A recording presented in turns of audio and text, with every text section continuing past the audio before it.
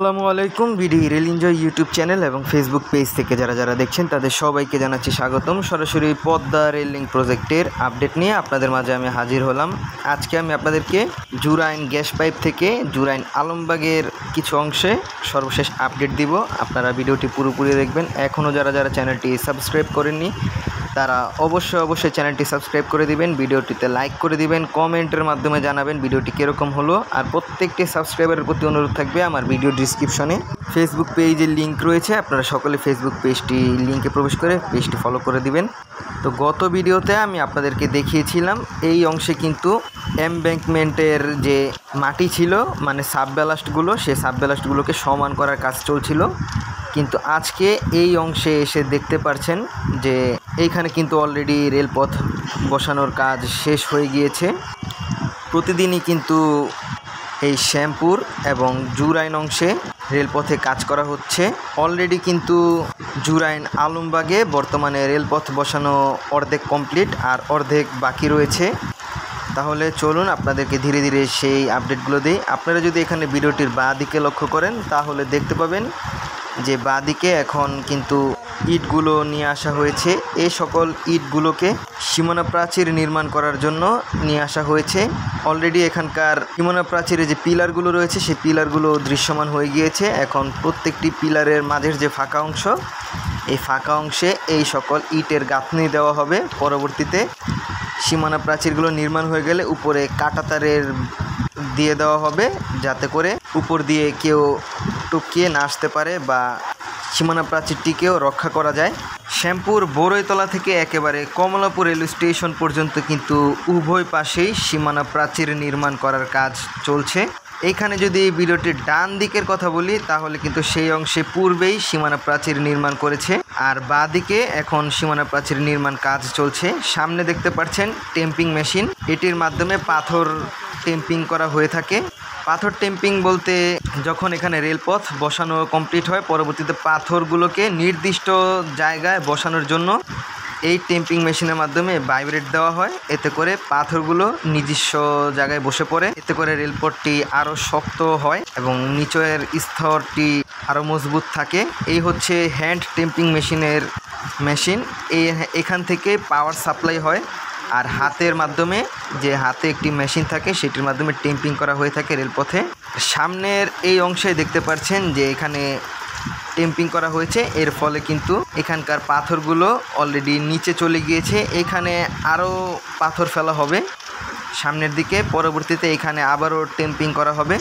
এতে করে রেলপথে আর পরবর্তীতে আঁকাবাঁকা হওয়ার সুযোগ থাকবে না। এখান থেকে ব্রড গেজ রেলপথটি ডুয়েল গেজ রেলপথে রূপান্তর হয়েছে, মানে ব্রড গেজ স্লিপার এখানে শেষ হয়েছে, পরবর্তীতে এখান থেকে আবার ডুয়েল গেজ স্লিপার বসানো হয়েছে। কিন্তু এখানে ডুয়েল গেজ স্লিপার বসানো হলেও কিন্তু এখান দিয়ে কোনো মিটার গেজ ট্রেন চলাচল করতে পারবে না, শুধু ব্রড গেজ ট্রেন চলাচল করবে। সামনের দিকে যেহেতু ডুয়েল গেজ রেলপথ রয়েছে সেই কারণে এই অংশ পর্যন্ত ডুয়েল গেজ রেলপথটি বর্ধিত করা হয়েছে। এই পর্যন্ত ডুয়েল গেজ রেলপথ বর্ধিত করার কারণ হচ্ছে যে দেখা যায় যে অনেক সময় কিন্তু পয়েন্ট সেট করতে ভুল হতে পারে, তখন যাতে ট্রেনটি লাইনচ্যুত না হয়ে যায় সেই কারণে খুব বড় অংশ এই ডুয়েল গেজ রেলপথ করা হয়েছে, যেটি ঠিকাদারি প্রতিষ্ঠান সিআরইসির খুবই ভালো একটি সিদ্ধান্ত। এই অংশে কিন্তু ভিডিওটির বাঁদিকে সীমানা প্রাচীরে যে পিলারগুলো রয়েছে প্রতিটি পিলার কিন্তু দৃশ্যমান হয়ে গিয়েছে। আমি আপনাদেরকে প্রায় কতগুলো আপডেট দিয়েছিলাম এখানকার অংশের, যেখানে পিলার নির্মাণের কাজ চলছিল। অলরেডি দেখতে পাচ্ছেন পিলার নির্মাণের কাজ শেষ, পাশাপাশি কিন্তু সাইডে রেলপথও বিছিয়ে ফেলা হয়েছে। এখানে বেশ কিছু অংশে এখনও পাথর ফেলা বাকি রয়েছে, যার মধ্যে এই অংশে দেখতে পাচ্ছেন পাথর ফেলা বাকি রয়েছে। এখানে শীঘ্রই পাথর ফেলার কাজ শুরু হয়ে যাবে।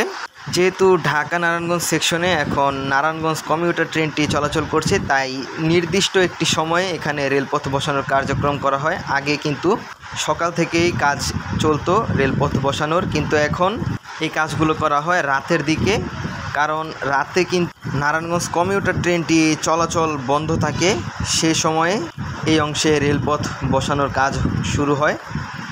এখন আমরা যে অংশে আসলাম এখানে দেখতে পাচ্ছেন যে এখানে পাথরে কিন্তু পুরোপুরি পরিপূর্ণ করে ফেলা হয়েছে। কিন্তু এখনও এখানে টেম্পিং করার কার্যক্রম শুরু হয়নি। যখন এখানে টেম্পিং করা হবে তখন পাথরগুলো একেবারে সোজা নিচের দিকে চলে যাবে। তার কারণ রেলপথের নিচে এখনও অনেক ফাঁকা অংশ রয়েছে, সেই ফাঁকা অংশগুলো পরিপূর্ণ হয়ে যাবে। এখানে একটি পিয়ার দেখতে পাচ্ছেন, এই পিয়ারে ভবিষ্যতে একটি সিগন্যাল বসানো হবে। অপোজিট সাইডেও একটি রয়েছে, এগুলোর উপরে সিগন্যালিংয়ের যে বাতিগুলো রয়েছে সে বাতিগুলো বসানো হবে। চলুন আপনাদেরকে একটু দেখাই। এই হচ্ছে সিগন্যালিংয়ের পিলার, আর অপোজিট সাইডেও একটি রয়েছে। আর এইখানে যে সকল সিগন্যালগুলো হতে যাচ্ছে সব সিগন্যালগুলোই হোম সিগন্যাল বা অ্যাডভান্স স্টার্টার সিগন্যালও হতে পারে। তো ভবিষ্যতে দেখা যাক এখানে অ্যাডভান্স স্টার্টার কিংবা হোম সিগন্যাল বসানো হয় কি না। এই অংশে মোট 3টি রেলপথ রয়েছে, যার মধ্যে 2টি হচ্ছে ঢাকা নারায়ণগঞ্জ সেকশনের ডুয়েল গেজ রেলপথ, যেটি আপনারা ভিডিওটির ডান দিকে যে ডাবল 2টি ডুয়েল গেজ রেলপথ দেখতে পেলেন সেটি।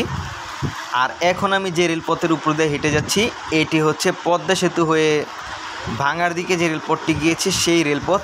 এই অংশের রেলপথ একেবারে নতুন করে বসানো হচ্ছে। আর আপনারা সকলে জানেন যে আসছে সেপ্টেম্বরে ঢাকা থেকে পদ্মা সেতু হয়ে ভাঙা পর্যন্ত ট্রায়াল রানের লক্ষ্যে এই অংশে রেলপথের কাজ দ্রুততার সঙ্গে শেষ করা হচ্ছে। তো দেখা যাক কবে নাগাদ ট্রায়াল রান হয়। এখন আমরা আলমবাগের মাঝামাঝি অংশে চলে এসেছি, আর এই অংশে এসে ডুয়েল গেজ রেলপথ নির্মাণ কাজ শেষ হয়েছে। পরবর্তীতে সেই অংশে দেখতে পাচ্ছেন পুরোপুরি ব্যালাস্ট বিছিয়ে রাখা হয়েছে। এইখানেও শীঘ্রই ডুয়েল গেজ রেলপথ বসানোর কার্যক্রম শুরু হবে। পূর্বে আপনাদেরকে বলেছি যে রাতের দিকে এই অংশে ডুয়েল গেজ রেলপথ বসানোর কার্যক্রম শুরু হয়, তাই এখন এখানে পাথরগুলোকে বিছিয়ে রাখা হয়েছে। রাতের দিকে শুরু হবে এখানে ডুয়েল গেজ রেলপথ নির্মাণ কাজ। চলুন ধীরে ধীরে সামনের দিকে এগিয়ে যাই। এই অংশে পুরো লক্ষ্য করলে দেখা যাচ্ছে যে একেবারে জুরাইন পর্যন্ত পাথর বেছানো পুরোপুরি কমপ্লিট হয়ে গিয়েছে। আজকে আমি আপনাদেরকে জুরাইন রেলগেট পর্যন্ত আপডেট দেব না, এর আগ পর্যন্ত দিব। পরবর্তী আরেকটি আপডেটে আপনাদেরকে জুরাইন রেলগেট থেকে একেবারে জুরাইন আদ্দিন হাসপাতালের শেষ পর্যন্ত সেখানকার আপডেট দিব। এখানে ভিডিওটির বাঁদিকে দেখতে পাচ্ছেন যে সীমানা প্রাচীর নির্মাণ কাজ অলরেডি শেষ। এখানে সীমানা প্রাচীরের ইটগুলো এনে সাজিয়ে রাখা হয়েছে। একেবারে কিন্তু শ্যামপুর থেকে জুরাইন আলমবাগের শেষ অবধি পুরো সীমানা প্রাচীরের পিলার দৃশ্যমান হয়ে গিয়েছে এবং পাশে ইটও এনে রাখা হয়েছে এবং বেশ কিছু অংশেই সীমানা প্রাচীরের গাঁথনি দেওয়ার কাজ করছে। সেটির আপডেট আপনারা আমার ইউটিউব চ্যানেলে বা ফেসবুক পেজে ঘুরলেই পেয়ে যাবেন। আজকের ভিডিও এই পর্যন্তই। ভিডিওটি ভালো লেগে থাকলে অবশ্যই চ্যানেলটি সাবস্ক্রাইব করবেন, ভিডিওটিতে লাইক করে দিবেন, কমেন্টের মাধ্যমে জানাবেন ভিডিওটি কীরকম হয়েছে। সকল সাবস্ক্রাইবারের প্রতি অনুরোধ থাকবে আমার ফেসবুক পেজটি ফলো করে দিবেন। ফেসবুক পেজের লিঙ্ক ভিডিও ডিসক্রিপশনে দেওয়া আছে। আর যারা ফেসবুক পেজ থেকে দেখছেন তারাও পেজটি ফলো করে দিবেন, লাইক কমেন্ট করবেন। দেখা হচ্ছে অন্য কোনো ভিডিওতে। আল্লাহ হাফেজ।